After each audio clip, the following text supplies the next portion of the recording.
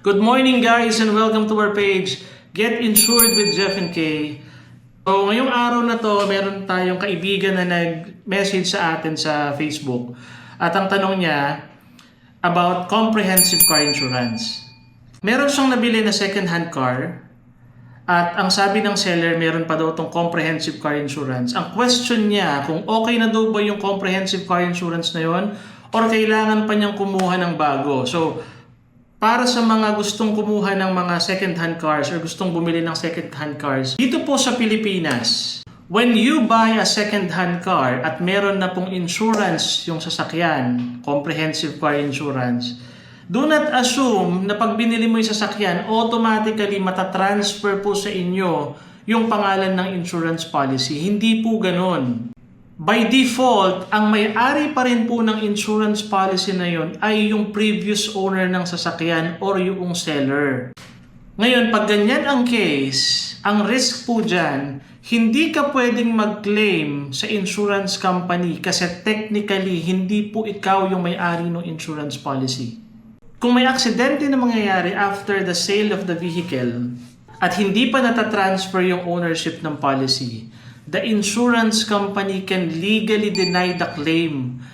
Marami pong nangyayaring ganyan at nakakalungkot kasi akala ng mga kababayan natin pag bumili sila ng second-hand na car at insured pa, automatically natatransfer sa kanila yung insurance policy. Hindi po siya ganun. At para maiwasan natin to, ito po yung mga tips na kailangan po ninyong gawin. Ipa-flash natin sa screen.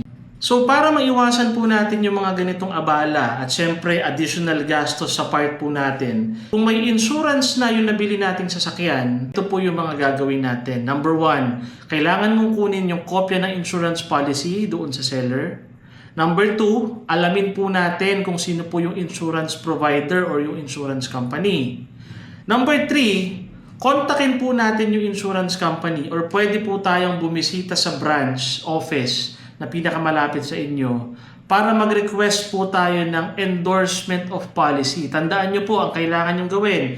Endorsement of policy na kailangan po nating i-transfer yung insured from previous owner of the car sa pangalan ninyo. At syempre, pag magpapa-endorse po tayo, si insurance company naman po ay may mga nare-require na mga dokumento.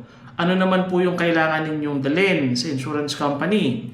To save time, bago kayo pumunta doon, i-prepare nyo na po itong mga dokumento na to. Ipa-flash po natin sa screen. So number 1, dalhin po natin yung kopya ng policy ng insurance.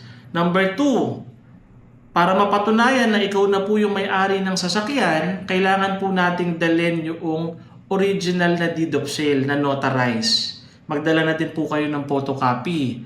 Number 3, kailangan po natin magdala ng valid ID. Kailangan din po natin dalhin yung ORCR ng sasakyan. Ito po yung mga requirements na kailangan natin i-prepare kung magpapa-endorse po tayo ng policy. Para po matransfer yung ownership from the previous owner of the vehicle sa pangalan ninyo. Na just in case na magkaroon ng claim, legally, pwede po kayong mag-claim sa insurance company. Less hassle po yan. Less extra gastos po. Hindi po kayo masyadong masasaktan financially kung sakali pong magkaka-claim tayo. So, ito po yung mga practical tips natin. Sana po may na-share po kami sa inyong aral ngayong araw na ito sa ating first video. Maraming salamat po sa panonood at magkita-kita po tayo sa next video.